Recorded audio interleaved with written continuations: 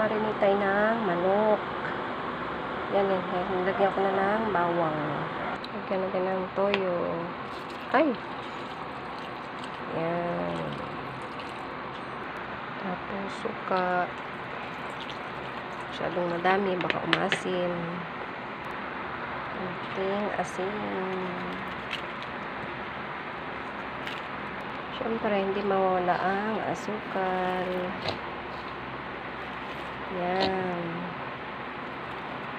Pampasarap yan. Haluin na natin. Pag nagmamarinate kayo ng manok or baboy, huwag ninyong lalagyan ng sibuyas kasi napapanis. Pag lulutuin nyo na, tsaka nyo nalagyan ng sibuyas.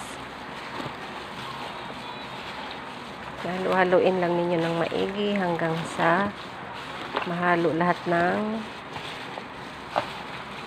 ricado.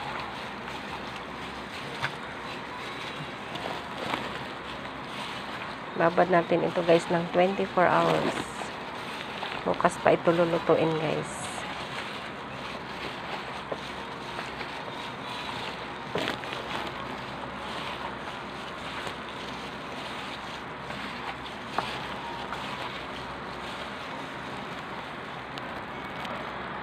Yan.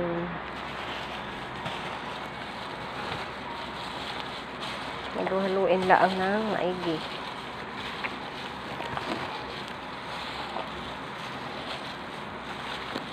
Yan. Thank you for watching. Bye-bye.